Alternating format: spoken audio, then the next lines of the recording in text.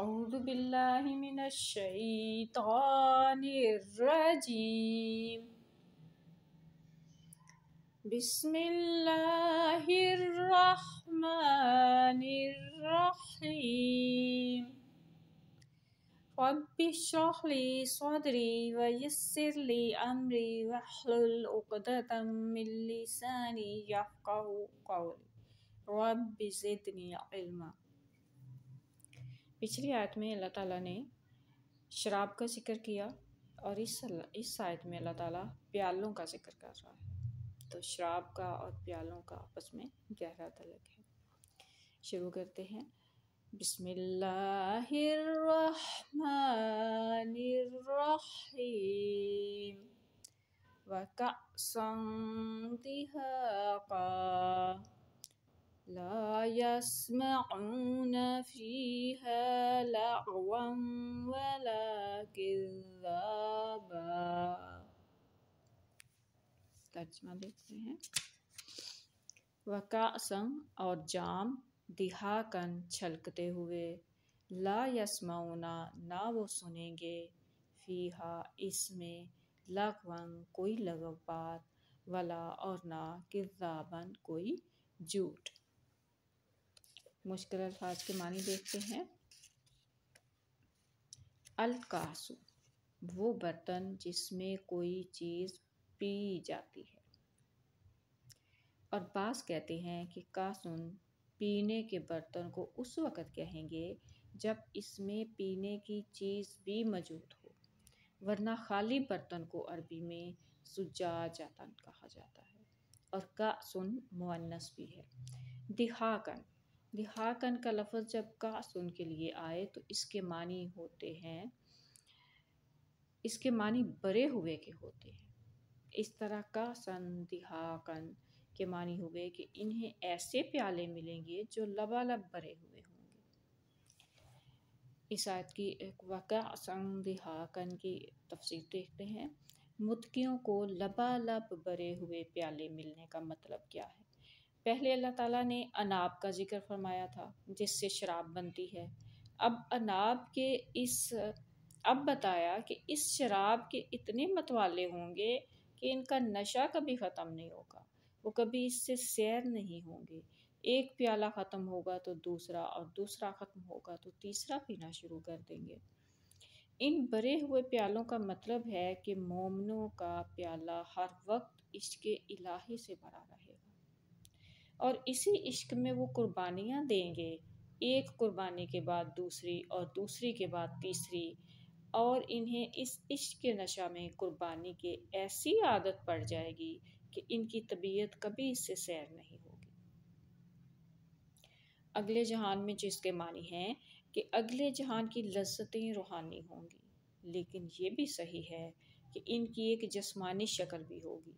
बहरहाल असल लज्जत रूहानी होगी। जब अल्लाह ताला फरमाता है कि इनको ऐसे प्याले मिलेंगे जो हमेशा भरे रहेंगे, और जब इसको अगले जहान पर चश्मा करें तो मतलब है कि इनके दिल हमेशा इश्क़ इलाही से लबरेज रहेंगे और इनका दिल चाहेगा कि वो एक कुर्बानी के बाद दूसरी और फिर तीसरी कुर्बानी करते चले जाएं, और इस तरह से ये सिलसिला चलता चला जाएगा। आयत नंबर अगली जो है आयत नंबर 36, इसके मुश्किल अल्फाज देखते हैं। किज़्ज़ाबा, कज़्ज़ब का मस्दर है, ये किज़्ज़ाबन कज़्ज़ब का मस्दर है और इसके मानी एक दूसरे को जुटलाने के होते हैं। इसकी तफसीर देखते हैं। चूँकि अल्लाह ताला ने मोहब्बत इलाही की मुशाहबत शराब से दी थी और शराब में बाज़ नकाइस भी होते हैं। इसमें लगव बहुत ज़्यादा होता है, तकज़ीब होती है और शराबी लगव और फजूल बातें करते हैं और इससे कीमती वक्त भी ज़ाया होता है। लेकिन मोहब्बत इलाही का जो नशा है वो लगव से पाक होता है।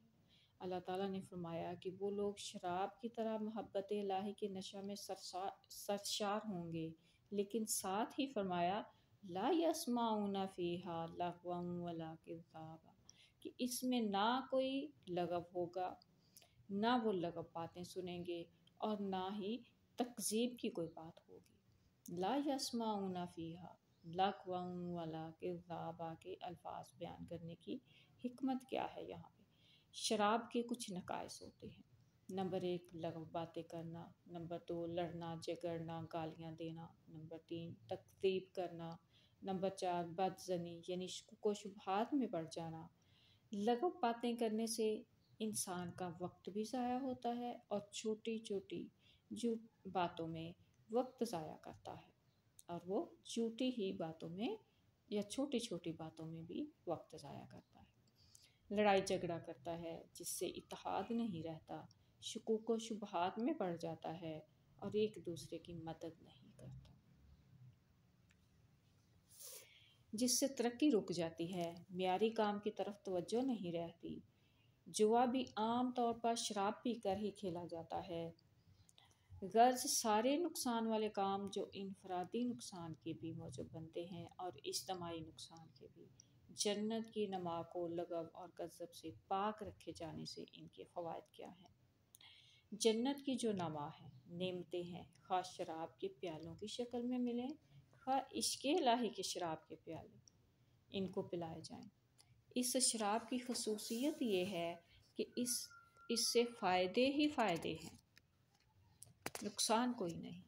عشق الہی کی شراب جو ہے اس کے فوائد دیکھتے ہیں، کذب نہیں ہوگا، لغو نہیں ہوگا، نمبر 3 لڑائی جھگڑا نہیں ہوگا، نمبر 4 وقت بھی ضائع نہیں ہوگا، نمبر 5 ذہن معیاری کام کی طرف متوجہ ہوگا، نمبر 6 قوم ترقی کی طرف قدم اٹھاتی ہے، اور نمبر 7 حسن ظن اچھا گمان، ایک دوسرے کی مدد، قومی اتحاد پیدا ہوتا ہے، قربانی کا جذبہ پیدا ہوتا ہے، اور مشکلات کا دلیری سے مقابلہ کرنے کا جذبہ بھی ہوتا ہے۔